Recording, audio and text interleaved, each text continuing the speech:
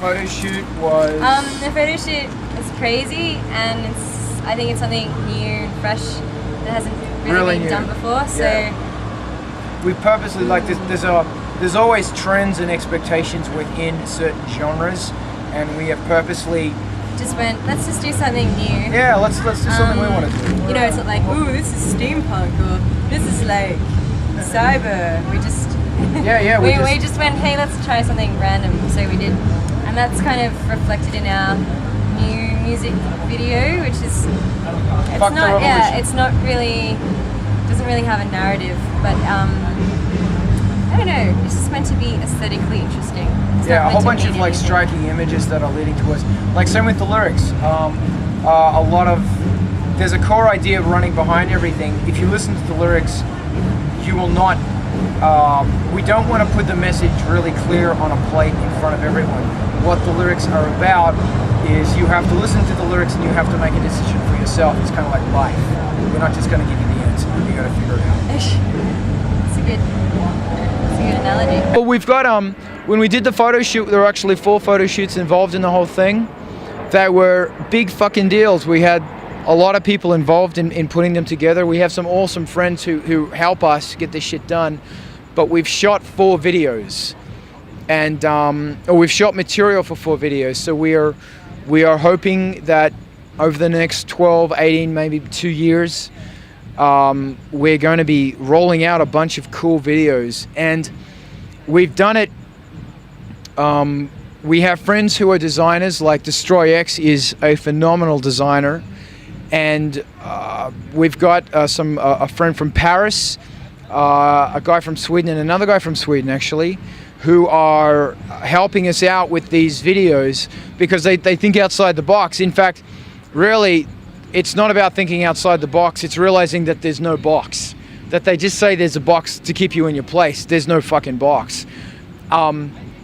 And, you know, there's more colors than black, you know, so it's really cool to throw these ideas at other people who have nothing to do with any scenes. They're just interested in art and cool ideas and cutting shit up like that. And, yeah, that was the really cool thing about the Fuck the Revolution video, is that instead of working with people who come from a mindset of goth industrial, to go, there is no box. It doesn't matter. There's just art.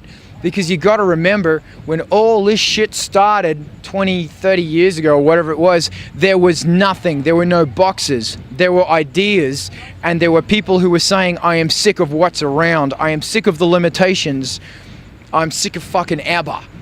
And, you know, increasingly, I'm seeing a lot of cardigans, you know, and, you know, it is really time for all of us to just go fucking nuts. Don't worry about these fucking stupid rules and genre and censorship where I can't say fuck. You know, screw that. You know, cut loose. That's it. Cut loose. And it's really cool as well because we're, there's a lot of expectation as well, like not only within the genre to go, okay, well, you have to do something cyber or steampunk, but also within the music. There's always this pressure. This is what you have to do, and we kind of went, let's do something. You've got to write EBM. It's got to be between these tempos. It's got to be this, that, and fuck off. So we've done exactly what we wanted to do. In this album, we've been listening to a lot of Electroclash, a lot of Sonic Youth, shit like that, and we've just basically thrown it all together. And I mean, for me anyway, I think it's more rock. Yeah, it's got a punk attitude to it. Like the attitude to it itself is punk music. It's punk, you know. It's like, fuck everything that's going on. I don't care if this is my interpretation of this horrible, stinking fucking mess, and this is how I'm gonna make something positive and fucking loud out of it. Same with the images. The funky joystick thing is it's a Pac-Man joystick from the 80s, and it's got basically one input because it's analog, one input, 4 outputs, and as you move the thing around, it routes the sound all over the modular. So when you pull it up, it goes out to a distortion unit, down goes to a delay unit, cross goes to a filter and the other way goes to a flanger. So we're just basically making glitch. The backing tracks are really basic, and all the glitch and the random shit, that's all being thrown in there.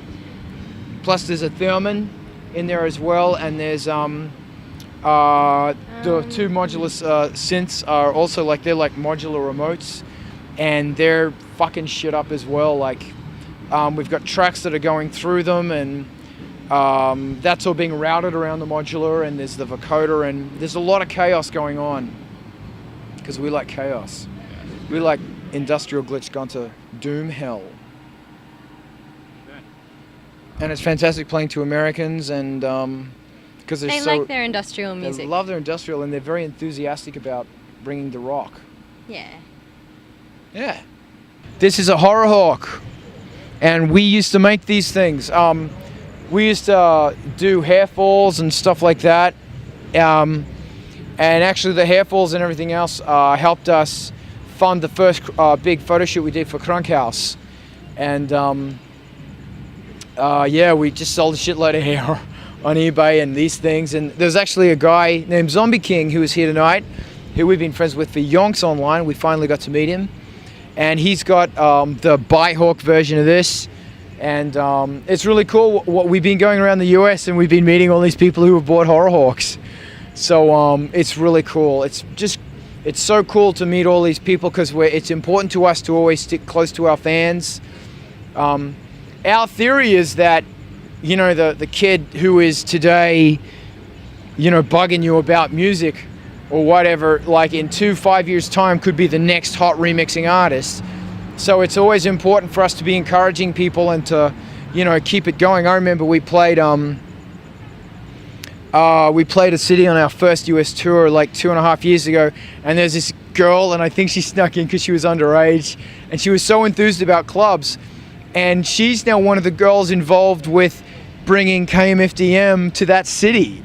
And it's always important to remember that, you know, that the young crazy generation who are coming in now, you know, next year, tomorrow, whatever, they could be, you know, they will most likely be shaping what's to come. And it's always important to remember that, and to always be imparting as much positivity as we can.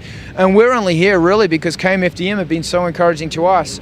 And every night we see them with other bands, always encouraging people. So it's just to keep that industrial thing, ultra heavy fucking beat thing going.